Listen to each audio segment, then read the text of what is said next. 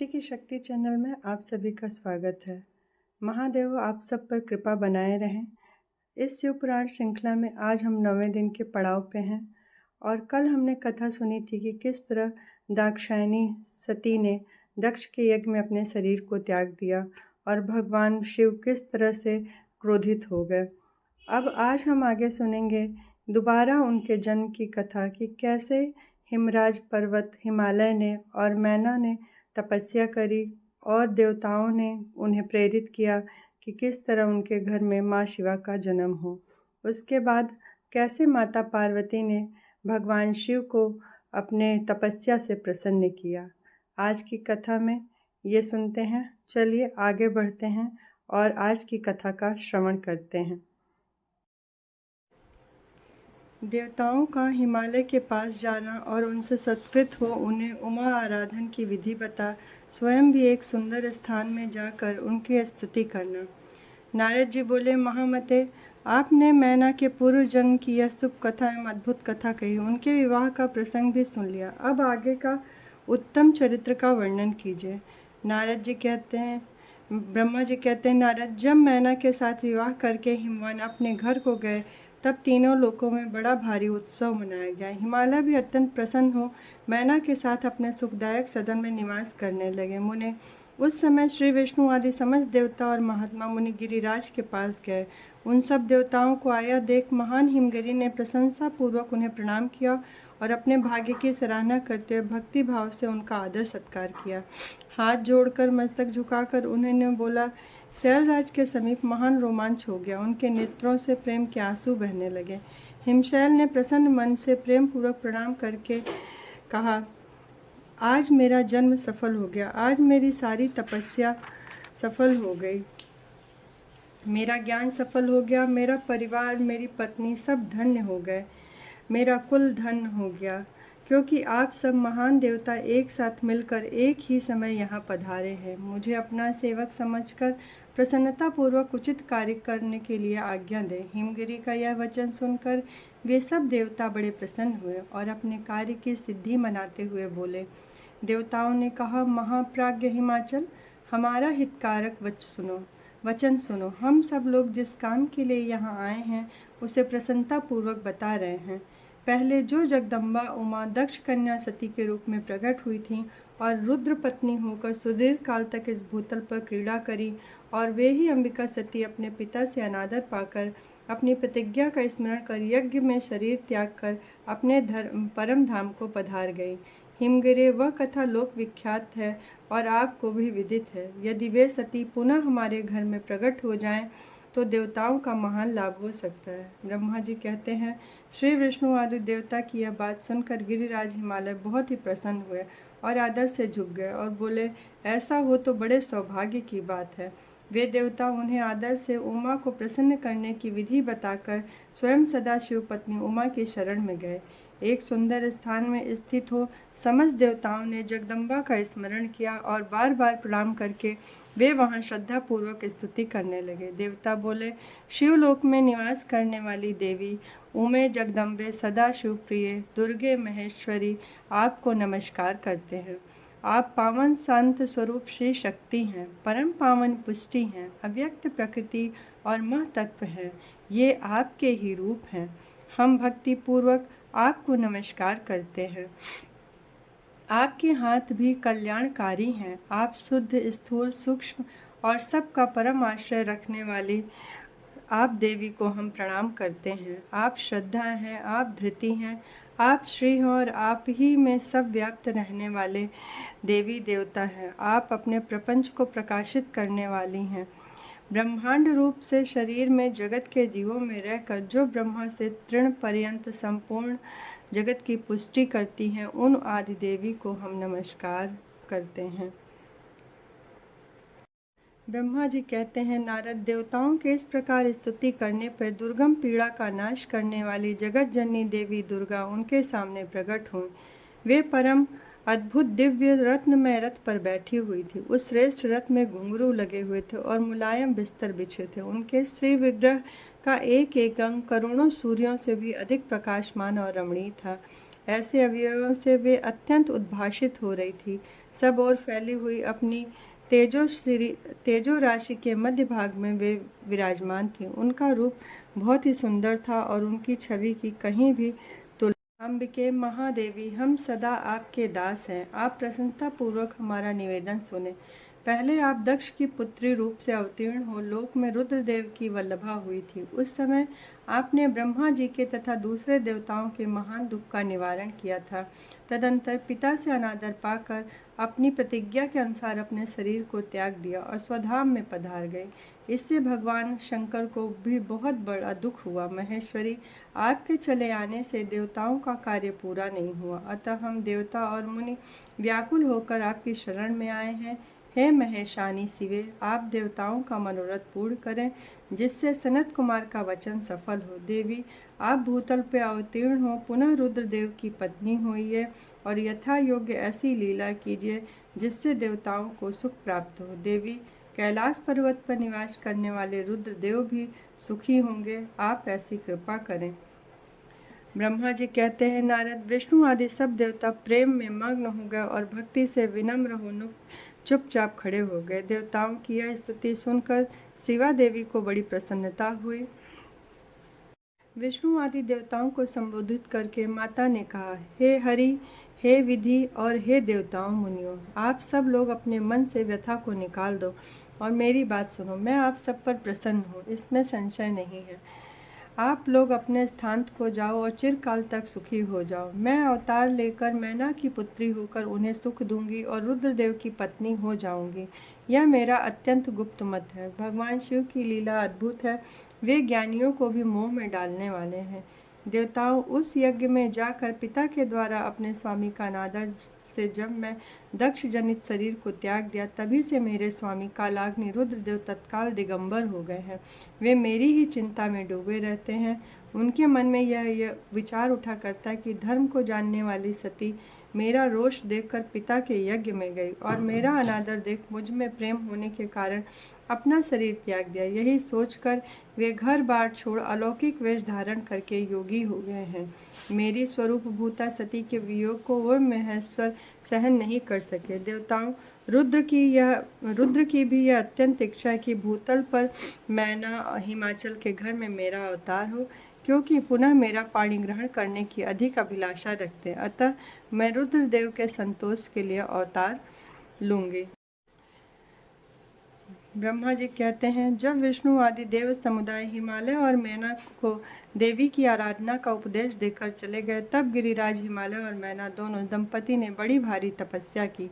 वे दिन रात शंभु और शिवा का चिंतन करते हुए भक्ति युक्त चित्त से नित्य उनकी सम्यक रीति से आराधना करने लगे। हिमवान की पत्नी मैना बड़ी प्रसन्नता से शिव सहित शिवा देवी की पूजा करने लगे। वे उन्हीं के संतोष के लिए सदा ब्राह्मणों को दान देती रहती। मन में संतान की कामना ले मैना चैत्र मास के आरंभ से लेकर 27 वर्षों तक प्रतिदिन तत्परतापूर्वक शिवा देवी की पूजा की और आराधना में लगी रहीं। वे अष्टमी को उपवास करके नवमी को लड्डू, बलि सामग्री, पीठी, खीर और गंध पुष्प आदि देवी को भेंट करती थी। गंगा के किनारे औषधि प्रस्थ में उमा की मिट्टी की मूर्ति बनाकर नाना प्रकार की वस्तुएं समर्पित करके उनकी पूजा करती थी। मैना देवी कभी निराहार रहती, कभी व्रत के नियमों का पालन करती, कभी जल पीकर रहते और कभी हवा पीकर ही रह जाती। विशुद्ध तेज से दमकती दीप्तमती मैना ने प्रेम पूर्वक शिव में चित्त लगाए 27 वर्ष व्यतीत कर दिए।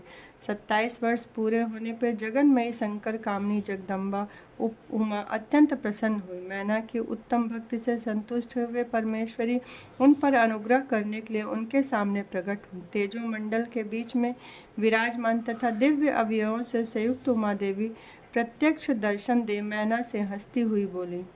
देवी ने कहा, गिरिराज हिमालय की रानी महासाध्वी मैना, मैं तुम्हारी तपस्या से बहुत प्रसन्न हूँ और तुम्हारे मन में जो अभिलाषा है उसे कहो। मैना, तुमने तपस्या, व्रत और समाधि के द्वारा जिस जिस वस्तु के लिए प्रार्थना की है वह सब मैं तुम्हें दूंगी। तब मैना ने प्रत्यक्ष प्रकट हुई कालिका देवी को देखकर प्रणाम किया और इस प्रकार कहा, देवी, इस समय मुझे आपके रूप का प्रत्यक्ष दर्शन हुआ है। मैं आपकी स्तुति करना चाहती हूँ, इसलिए आप प्रसन्न हो। ब्रह्मा जी कहते हैं, नारद, मैना के ऐसा कहने पर सर्वमोहिनी कालिका देवी मन में अत्यंत प्रसन्न हो अपनी दोनों बाहों से खींचकर मैना को हृदय से लगा लिया। इससे उन्हें तत्काल महाज्ञान की प्राप्ति हो गई। फिर तो मैना देवी प्रिय वचनों द्वारा भक्ति भाव से अपने सामने खड़ी कालिका माँ की स्तुति करने लगी। जो महामाया माँ जगत को धारण करने वाली चंडिका, लोक धारणी तथा संपूर्ण मनोवांछित पदार्थों को देने वाली हैं, उन महादेवी को मैं प्रणाम करती हूँ। जो नित्य आनंद प्रदान करने वाली हैं, माया योग निद्रा जगत जननी तथा सुंदर कमलों की माला से अलंकृत हैं, उन नित्य सिद्ध उमा देवी को मैं नमस्कार करती।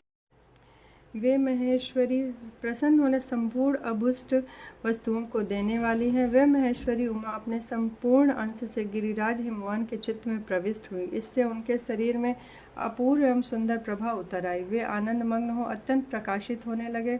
उन अद्भुत तेज और राशि से संपन्न महामना हिमालय अग्नि के समान अदृश्य हो गए थे। तत्पश्चात सुंदर कल्याणकारी समय में गिरिराज हिमालय ने अपनी प्रिया मैना के उदर में शिवा के उस परिपूर्ण अंश का आधान किया। इस तरह गिरिराज की पत्नी मैना ने हिमवान के हृदय में विराजमान करुणा निधान देवी की कृपा से सुखदायक गर्भ धारण किया। संपूर्ण जगत की निवासभूता देवी के गर्भ में आने से गिरिप्रिया मैना सदा तेजोमंडल के बीच में रहकर अधिक शोभा पाने लगनी।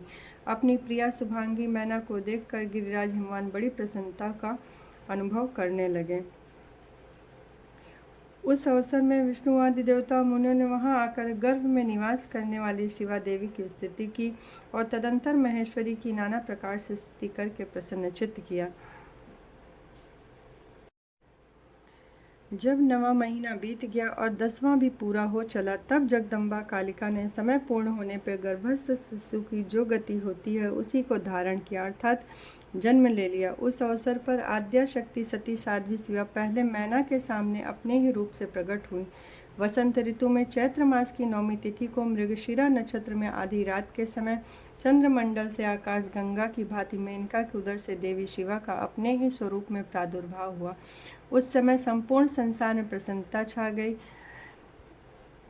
उस समय जल की वर्षा के साथ फूलों की वृष्टि हुई। विष्णु आदि सभी देवता वहां आए। सब ने सुखी होकर प्रसन्नता के साथ जगदम्बा के दर्शन किए और शिवा देवी का दिव्य रूप महामाया शिव कामनी मंगलमयी कालिका माता का स्तवन किया। देवी कहती हैं, अब तुम दोनों दंपति पुत्री भाव से अथवा दिव्य भाव से मेरा निरंतर चिंतन करते हुए मुझ पे स्नेह रखो। इसमें मेरी उत्तम गति प्राप्त होगी। मैं पृथ्वी पर अद्भुत लीला करके देवताओं का कार्य सिद्ध करूंगी। भगवान शंभु की पत्नी बनूंगी और सज्जनों का संकट से उद्धार करूंगी। ऐसा कहकर जगन माता शिवा चुप हो गई और उसी क्षण माता के देखते वह नवजात पुत्री के रूप में परिवर्तित हो गई।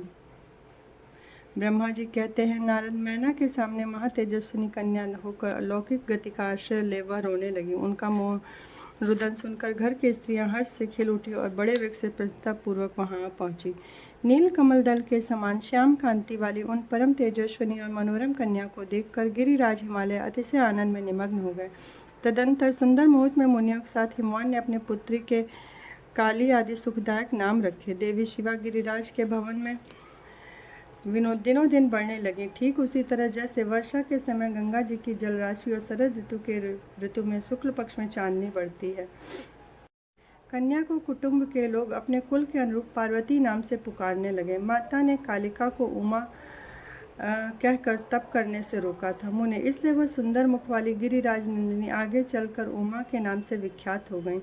तदंतर सब विद्या के उपदेश का समय आया। शिवा देवी अपने चित्त को एकाग्र करके बड़ी प्रसन्नता के साथ श्रेष्ठ गुरु से विद्या पढ़ने लगी। पूर्व जन्म की सारी विद्याएं उन्हें उसी तरह प्राप्त हो गईं जैसे शरत काल में हंसों की पात अपने आप स्वर्गंगा के तट पर पहुंच जाती हैं।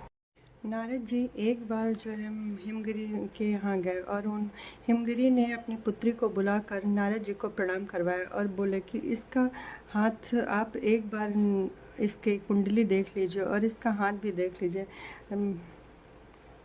नारद जी ने मैं माता पार्वती का हाथ देखकर हिमालय से बोले, आपकी यह पुत्री चंद्रमा के आदिकाल के समान बड़ी है, सज्जनों को सदा महान आनंद देने वाली है। गिरिराज, आपकी पुत्री के हाथ में सब उत्तम लक्षण ही विद्यमान है। केवल एक रेखा विलक्षण है, जिसका यथार्थ फल सुनो। इसे एक ऐसा पति प्राप्त होगा जो योगी, नंग धड़ंग रहने वाला, निर्गुण और निष्काम होगा। उसके न माँ बाप होगी, न मान सम्मान का कोई ख्याल होगा, मंगल वेशधारी होगा। ब्रह्मा जी कहते हैं, नारद की इस बात को सुनकर दोनों पति पत्नी बहुत ही दुखित हुए, परंतु जगदम्बा शिवा ऐसे वचन को सुनकर और लक्षणों के भावी पति को शिव मानकर मन ही मन हर्ष से खिल उठी। नारद जी की बात कभी झूठ नहीं होती, यह सोचकर शिवा भगवान शिव के युगल चरणों में संपूर्ण हृदय से अत्यंत स्नेह करने लगी। और उस समय हिमवान और उनकी पत्नी दुखी रहने लगे। मैंने अपनी पुत्री को उनसे बचाने के लिए हिमालय और माता मैना कहती हैं कि अपनी पुत्री को उनसे बचाने के लिए क्या उपाय करूं। नारद बोले, गिरिराज, आप स्नेहपूर्वक सुनो। मेरी बात यह सच्ची कि वह झूठ नहीं होगी। हाथ की रेखा ब्रह्मा जी की लिपि है, यह निश्चय ही मिथ्या नहीं हो सकती। लेकिन कन्या को वैसा ही पति मिलेगा, इसमें संशय नहीं है। परंतु इस कुफल से बचने के लिए एक उपाय है, उसे प्रेम पूर्वक सुनो। उसे करने से तुम्हें सुख मिलेगा। मैंने जैसे वर का निरूपण किया, वैसे ही भगवान शंकर हैं। वे सर्वसमर्थ हैं और लीला के लिए अनेक रूप धारण करते हैं। असमर्थ के लिए वह दुखदायक होता है। इस विषय में सूर्य, अग्नि और गंगा का दृष्टांत सामने रखना। इसलिए आप विवेकपूर्वक अपनी कन्या शिवा को भगवान शिव के हाथों में सौंप दो। भगवान शिव सबके ईश्वर, सेव्य, निर्विकार, सामर्थ्यशाली और अविनाशी हैं। वे जल्दी ही प्रसन्न हो जाती है, अतः शिवा को ग्रहण कर लेंगे, इसमें संशय नहीं है। विशेषतः वे तपस्या के वश में होते हैं। यदि शिवा तपस्या करें तो सब काम हो जाएगा। सर्वेश्वर शिव सब प्रकार से समर्थ हैं। ब्रह्मा जी उनके अधीन है तथा वे सबको सुख देने वाले हैं। पार्वती भगवान शंकर की प्यारी पत्नी होंगी। यह सदा रुद्रदेव के अनुकूल रहेंगी। यह महासाध्वी और उत्तम व्रत का पालन करने वाली हैं तथा माता पिता के सुख को बढ़ाने वाली हैं।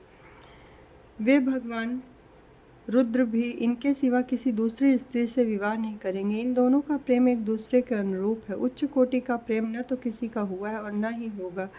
गिरिश्रेष्ठ, इन्हें देवताओं के कार्य करने, इनके जो काम नष्ट प्राय हो गए, उन सब का इनके द्वारा पुनः उज्जीवन या उद्धार होगा। आदिराज, आपकी कन्या को पाकर ही भगवान हर अर्धनारीश्वर होंगे। इन दोनों का पुनः हर्ष पूर्वक मिलन होगा। आपकी यह पुत्री अपनी तपस्या के प्रभाव से सर्वेश्वर महेश्वर को संतुष्ट करके अपने शरीर के आधे भाग को अपने अधिकार में कर लेगी, उनका अर्धांग बन जाएगी। गिरिश्रेष्ठ, आपको अपनी यह कन्या भगवान शंकर के सिवा दूसरे किसी को नहीं देना चाहिए। हिमालय कहते हैं, ज्ञानी मुनि नारद, मैं आपको एक बात बता रहा हूँ, उसे प्रेम पूर्वक सुनिए। महादेव जी सब प्रकार की आसक्तियों का त्याग करके अपने मन को संयम में रखते हुए नित्य तपस्या करते हैं। देवता की दृष्टि में भी नहीं आते। देवर्षि ध्यान मार्ग में स्थित हुए भगवान शंभु पर ब्रह्म में लगे हुए अपने मन को कैसे हटाएंगे? ध्यान छोड़कर वह विवाह कैसे कर लेंगे? इस विषय में महान संदेह है। दीपक की लौ के समान प्रकाशमान, अविनाशी, निर्गुण, निर्विशेष और निरीह जो परब्रह्म है, वही उनका अपना सदाशिव नामक स्वरूप है। अतः वे उसी का सर्वत्र साक्षात करते हैं, किसी बाह्य अनावस्तु पर दृष्टि नहीं डालते। यहाँ आए हुए किन्नरों के मुख से उनके विषय में ऐसी रोज बातें सुनता हूँ, क्या वह बात मिथ्या है? विशेषतः यह बात भी सुनने में आती कि भगवान हर ने पूर्व काल में सती के समक्ष एक प्रतिज्ञा की थी। उन्होंने कहा था कि दक्ष कुमारी प्यारी सती, मैं तुम्हारे सिवा किसी दूसरी स्त्री को अपनी पत्नी बनाने के लिए न वरण करूँगा न ग्रहण। यह मैं तुमसे सत्य कहता हूँ।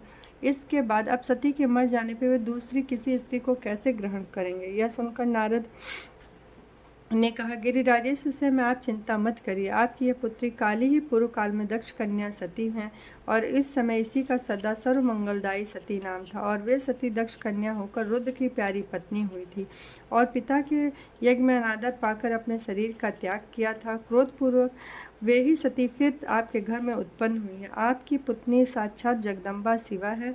यह पार्वती भगवान हर की पत्नी होंगी, इसमें संशय नहीं है। पार्वती ने कहा, माँ, मैंने पिछली रात्रि को ब्रह्म मुहूर्त में एक स्वप्न देखा, उसे बताती हूँ। माँ, स्वप्न में एक दयालु एवं तपस्वी ब्राह्मण ने मुझे शिव की प्रसन्नता के लिए उत्तम तपस्या करने का प्रसन्नतापूर्वक उपदेश दिया है। इस बात को सुनकर मेनका ने शीघ्र ही अपने पति को बुलाया, पुत्र के देखे हुए स्वप्न को पूर्णतः क्या सुनाया। मेनका के मुख से पुत्री के स्वप्न को सुनकर गिरिराज और पत्नी मेनका बहुत ही प्रसन्न हुए। पिछली रात में मैंने भी एक स्वप्न देखा। गिरिराज ने कहा, मैं आदरपूर्वक उसे बताता हूँ। एक बड़े उत्तम तपस्वी थे। जैसे नारद जी ने लक्षण बताया, उन्हीं लक्षणों से युक्त शरीर को धारण कर रखा था और बड़ी प्रसन्नता के साथ नगर के निकट तपस्या करने के लिए आए हैं। उन्हें देखकर मुझे बड़ा हर्ष हुआ और मैं अपनी पुत्री को साथ लेकर उनके पास गया। उस समय ज्ञात हुआ कि ये भगवान शंभु हैं। तब मैंने उन तपस्वी की सेवा के लिए अपनी पुत्री को उपदेश देकर उनसे भी प्रार्थना की कि वे इसकी सेवा स्वीकार कर लें, परंतु उस समय उन्होंने मेरी बात नहीं मानी। इतने में ही वहाँ सांख्य और वेदांत के अनुसार बहुत बड़ा विवाद छिड़ गया। तदनुसार उनकी आज्ञा से मेरी बेटी वहीं रह गई और अपने हृदय से उन्हीं की कामना रखकर भक्तिपूर्वक उनकी सेवा करने लगी।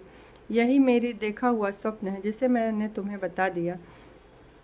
कुछ काल तक इस स्वप्न के फल की परीक्षा या प्रतीक्षा करनी चाहिए। इस समय यह उचित जान पड़ता है। यही मेरा विचार है।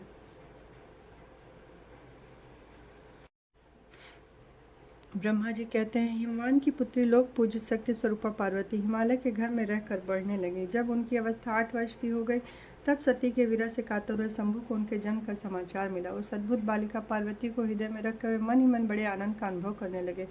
इस बीच में लौकिक गति का आश्रय शंभु ने अपने मन को एकाग्र करने के लिए तप करने का विचार किया। नंदी आदि कुछ शांत पार्षदों को साथ ले वे हिमालय के उत्तम शिखर पर गंगावतार नामक तीर्थ में चले आए। यहाँ पूर्व काल में ब्रह्मधाम से च्युत होकर समस्त पाप राशि का विनाश करने के लिए परम पावनी गंगा पहले पहल भूतल पर अवतीर्ण हुई थी। जितेंद्रिय हरने वाली वहीं रहकर तपस्या आरंभ की। वे आलस्य रहित हो चेतन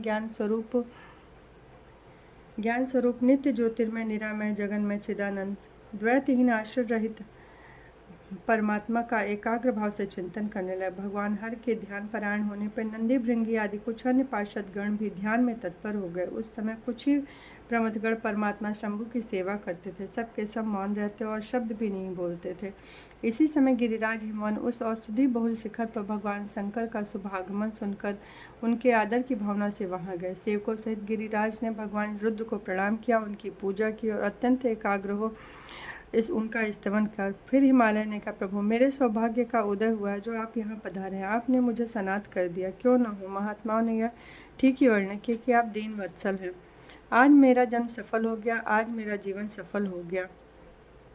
आपने यहाँ पदार्पण करने का कष्ट उठाया। महेश्वर, आप मुझे अपना दास समझकर मुझे सेवा की आज्ञा दीजिए। मैं बड़ी प्रसन्नता से अनन्य चित्त होकर आपकी सेवा करूँगा। नारद, गिरिराज का यह वचन सुनकर महेश्वर ने किंचित आंखें खोली और सेवकों सहित हिमवान को देखा। हिमालय बोले, मैं आपके भगवान शिव बोले, मैं आपके शिखर पर एकांत में तपस्या करने के लिए आऊँ, पर आप ऐसा प्रबंध करो जिससे कोई भी मेरे निकट न आ सके। तपस्या के धाम हो, आप मुनियों देवताओं में भी सदा आश्रय देने वाले हो। द्विज आदि का तुम्हारे ऊपर सदा ही निवास रहता। आप गंगा से अभिषिक्त होकर सदा के लिए पवित्र हो गए हो। दूसरों का उपकार करने वाले तथा संपूर्ण पर्वतों के सामर्थ्यशाली राजा गिरिराज हो। मैं यहाँ गंगा अवतरण स्थल में आपके आश्रित होकर आत्मसंयम पूर्वक बड़ी प्रसन्नता के साथ तपस्या करूँगा। जिन साधन से मेरी तपस्या बिना किसी विघ्न बाधा के चालू रह सके, ऐसा प्रयत्न करो। मेरी यही सबसे बड़ी। हिमालय ने अपने भवन में जाके सबको बुलाया और कहा, गंगा अवतरण नामक स्थान में जो मेरे पृष्ठभाग में है, मेरी आज्ञा के बिना वहाँ कोई नहीं जाएगा। यदि कोई वहाँ जाएगा तो उस महादुष्ट को मैं विशेष दंड दूंगा। इस प्रकार अपने समस्त गणों को शीघ्र नियंत्रित करके हिमवान ने विघ्न निवारण पर्वतराज हिमालय ने फल फूल तथा अपनी पुत्री को साथ लेकर भगवान हर के समीप गया और वहां जाकर उन्होंने त्रिलोकीनाथ शिव को प्रणाम किया और अपनी अद्भुत कन्या काली को हृदय से उनकी सेवा में अर्पित कर दिया। फल फूल आदि सारी सामग्री सामने रखकर पुत्री को आगे करके शैलराज ने शंभु से कहा, भगवान मेरी पुत्री आप भगवान चंद्रशेखर की सेवा करने के लिए उत्सुक है, अतः आपकी आराधन की इच्छा से मैं इसको साथ लाया हूँ। यह अपनी 2 सखियों के साथ सदा आपकी सेवा में ही रहे। यदि आपका मुझ पर अनुग्रह है तो इस कन्या को सेवा के लिए आज्ञा दीजिए। तब भगवान शंकर ने परम मनोहर काम रूपी कन्या को देखकर आंखें मूंद ली और अपने त्रिगुणातीत अविनाशी उत्तम रूप का ध्यान आरंभ किया। उस समय सर्वेश्वर एवं सर्वव्यापी जटाजूटधारी वेदांत भगवान शंकर ने नेत्र बंद किए और ध्यान में लग गए। यह देख हिमाचल ने मस्तक झुकाकर पुनः उनके चरणों में प्रणाम किया। उनके हृदय में दीनता नहीं थी, फिर भी उस समय इस समय संशय में पड़ गए कि भगवान मेरी प्रार्थना स्वीकार क्यों नहीं करेंगे। श्रेष्ठ गिरिराज हिमवान ने जगत के एकमात्र बंधु भगवान शिव से इस प्रकार कहा, देवाधिदेव महादेव करुणा कर आंखें खोलकर मेरी ओर देखिए। शिव सर्व महेशान, जगत को आनंद प्रदान करने वाले, मैं आपको प्रणाम करता हूँ। मैं अपनी इस पुत्री के साथ प्रतिदिन आपका दर्शन करने के लिए आऊँगा, ऐसा आदेश दीजिए। यह बात सुनकर देवाधिदेव महेश्वर ने आंखें खोलकर ध्यान छोड़ दिया और कहा, गिरिराज, अपनी इस कुमारी कन्या को घर में ही रखकर नित्य मेरे दर्शन को आ सकते हो, अन्यथा मेरा दर्शन नहीं हो सकता। महेश्वर की बात सुनकर शिवा के पिता हिमवान ने मस्तक झुकाकर कहा, यह तो बताइए किस कारण से मैं इस कन्या के साथ आपके दर्शन के लिए नहीं आ सकता है? आपकी सेवा के योग्य नहीं है, फिर इसे लाने का क्या कारण, न लाने का क्या कारण है? यह सुन भगवान वृषभध्वज शंभु हंसने लगे और बोले, दुष्ट योगियों को लोकाचार का दर्शन कराते हिमालय से बोले, यह कुमारी सुंदरी कटि प्रदेश से सुशोभित, तनंगी, चंद्रमुखी और शुभ लक्षणों से संपन्न है, इसलिए इसे मेरे समीप तुम्हें नहीं लाना चाहिए। इसके लिए मैं तुम्हें बारंबार रोकता हूँ। नारी को माया रूपिणी कहा गया है। विशेषतः युवती स्त्री तो तपस्वी जनों के तप में विघ्न डालने वाली होती है। मैं तपस्वी और योगी हूँ और माया से निर्लिप्त रहने वाला, मुझे युवती स्त्री से क्या प्रयोजन? तपस्वी, इसलिए तुम्हें ऐसी बात नहीं करनी चाहिए, क्योंकि तुम वेदोक्त धर्म में प्रवीण हो। स्त्री के संग में मन में शीघ्र ही विषय वासना उत्पन्न होती है, उससे वैराग्य नष्ट हो जाता है। वैराग्य न होने से पुरुष तपस्या से भ्रष्ट हो जाता है और तपस्वियों को स्त्रियों का संग नहीं करना चाहिए। यह महाविषय वासना की जड़ एवं ज्ञान वैराग्य का विनाश करने वाली होती है। ब्रह्मा जी कहते हैं, इस तरह की बहुत सी बातें भगवान महेश्वर ने कही और फिर वो चुप हो गए। शंभु का यह निरामय इस रूप देखकर कुछ व्याकुल और कुछ वो चुप हो गए। तपस्वी शिव की कही बात सुनकर गिरिराज हिमवान चकित हुआ जानकर भवानी पार्वती उस समय भगवान शिव को प्रणाम करके विशद वचन बोली। भवानी ने कहा, आपने तपस्वी होकर गिरिराज से ये क्या बात कह डाली? आप ज्ञान विशारद हैं और मुझे भी अपनी बात का उत्तर मुझसे सुनिए। आप तप शक्ति से संपन्न होकर ही बड़ा भारी तप कर रहे हैं। आप महात्मा को तपस्या करने का विचार हुआ है। सभी को कर्म करने की जो वह शक्ति है, उसे ही प्रकृति जानना चाहिए। प्रकृति से ही सबके सृष्टि पालन संहार होते हैं। आप कौन है? सूक्ष्म प्रकृति क्या है, इसका विचार कीजिए। प्रकृति के बिना लिंग रूपी महेश्वर कैसे हो सकते हैं? आप सदा प्राणियों के लिए जो अर्चनीय वंदनीय है, वह प्रकृति के ही कारण है। इस बात को हृदय से विचार कर कर आपको जो कहना हो वो कहिए। ब्रह्मा जी पार्वती जी के इस वचन को सुनकर भगवान महेश्वर ने कहा, मैं उत्कृष्ट तपस्या द्वारा ही प्रकृति का नाश करता हूँ और तत्वतः प्रकृति रहित शंभु के रूप में स्थित होता हूँ। अतः सत्पुरुषों को कभी प्रकृति का संग्रह नहीं करना चाहिए। नारद जब शंभु ने लौकिक व्यवहार के अनुसार बात कही, तब काली मन ही मन हंसकर मधुर वाणी में बोली, कल्याणकारी प्रभु योगिनी, आपने जो बात कही, क्या वह वाणी प्रकृति नहीं है? फिर आप उससे परे क्यों नहीं हो गए? इन सब बातों का विचार करके तात्विक दृष्टि से जो यथार्थ बात है उसी को कहना चाहिए। आपको न तो बोलना चाहिए और न कुछ करना ही चाहिए, क्योंकि कहना करना सब व्यवहार प्रकृति है। आप अपनी बुद्धि से इसको समझिए। आप जो कुछ सुनते खाते देखते हैं वह सब प्रकृति का ही है।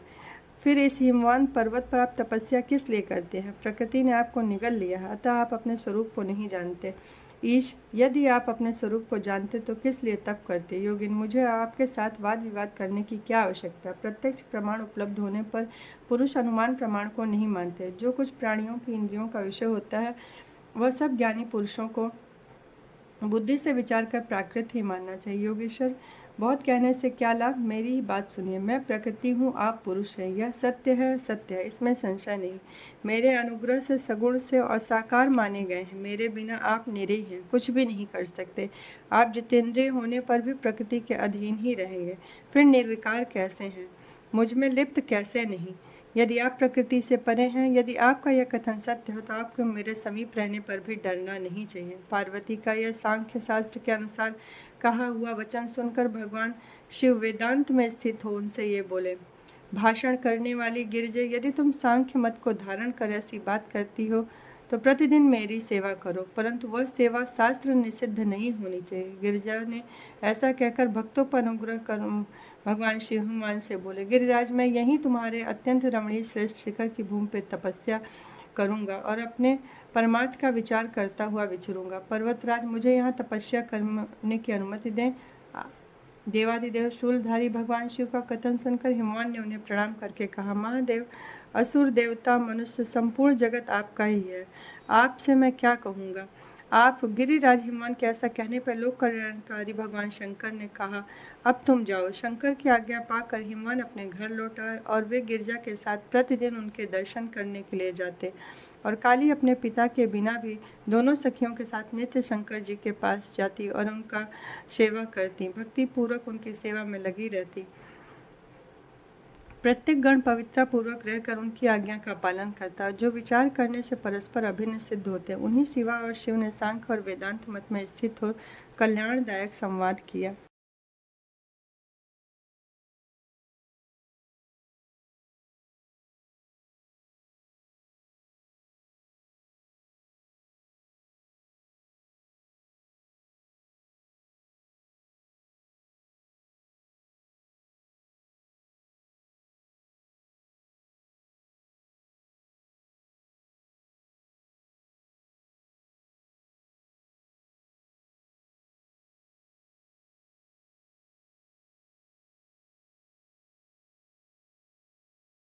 भोलेनाथ ने जब काली माता को अपनी सेवा करते देखा, तब उन्होंने ऐसा मन में सोचा, यह काली जब तपस्या व्रत करेगी और इसमें गर्व का बीज नहीं रह जाएगा, तभी मैं इसका पाणी ग्रहण करूंगा। ऐसा विचार करके भोलेनाथ ने महायोगेश्वर भगवान भूतल तत्काल ध्यान में स्थित हो गए। इस प्रकार परमात्मा शिव जब ध्यान में लग गए, तब उनके हृदय में दूसरी कोई चिंता नहीं रही।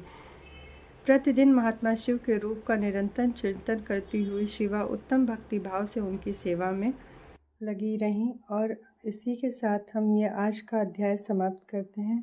कल हम माता पार्वती की तपस्या और उनके विवाह की कथा सुनेंगे। कल की कथा में हमारे साथ बने रहिए। हमारे चैनल को लाइक करिए, सब्सक्राइब करिए। आपको ये थोड़ी सी भी जानकारी अच्छी लगे तो ज़रूर लाइक करिए।